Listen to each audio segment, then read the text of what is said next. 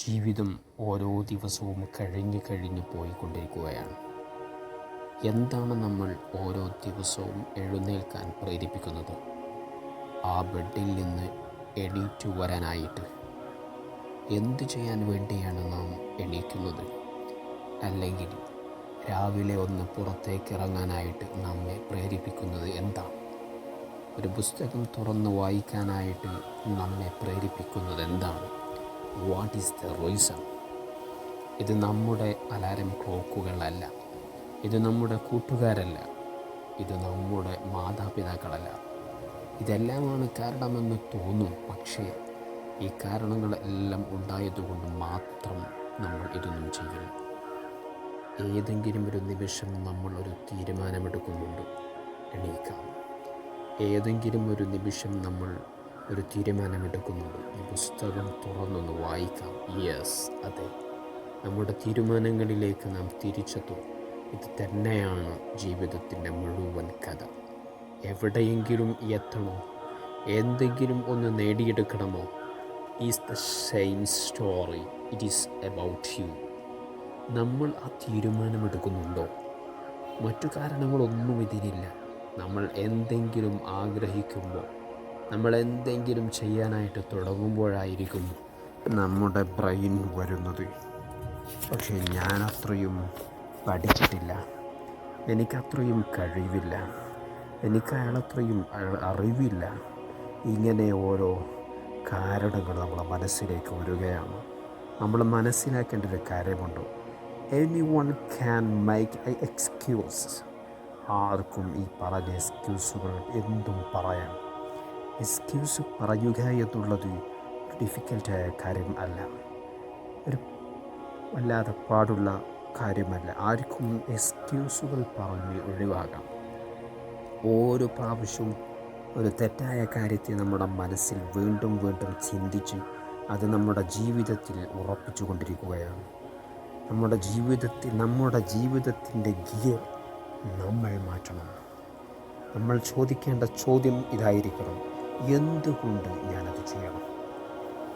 നമ്മുടെ പുറകിൽ നമുക്ക് വേണ്ടി ആഗ്രഹിക്കുന്ന ഒരുപാട് ആളുകൾ കാണാം. നമ്മുടെ പേരൻസിനെ കാണാം, നമ്മുടെ ഫ്രണ്ട്സിനെ കാണാം.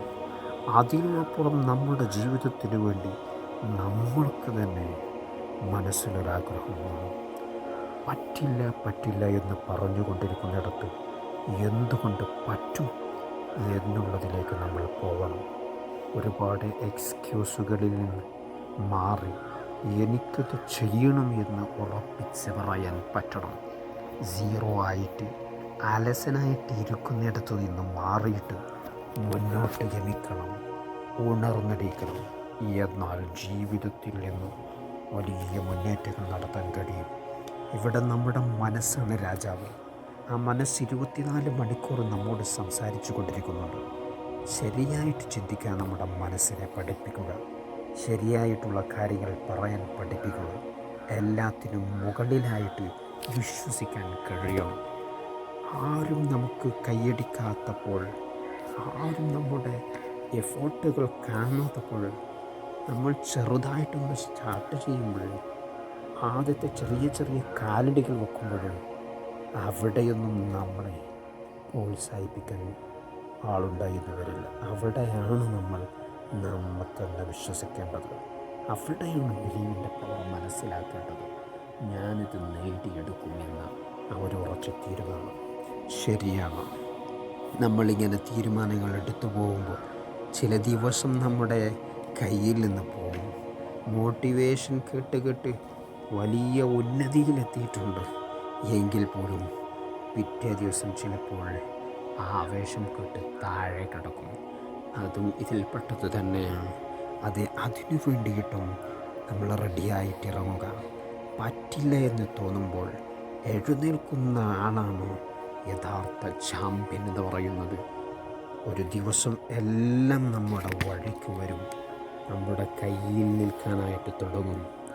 ശരിയാവുന്നത് വരെ ഫിറ്റ് ചെയ്യും, എഫേർട്ട് ചെയ്യും, ശരിയാകുന്നത് വരെ പരിശ്രമിച്ചു കൊണ്ടിരിക്കും. ഓരോ തവണ തെറ്റ് ചെയ്യുമ്പോഴും തിരുത്തുകൊണ്ടിരിക്കും. അതാണത് ഒരു പോരാളിയുടെ അടയാളങ്ങൾ. അതുകൊണ്ട് നമ്മൾ മുന്നേറുക. പിന്നിൽ നിന്ന് ആര് വന്നാലും ആര് പിന്തിരിപ്പിച്ചാലും മുന്നോട്ടുള്ള വഴി, മുന്നോട്ട് വെച്ച കാല് ഒരിക്കലും പിന്നോട്ട് വെക്കാൻ പാടില്ല.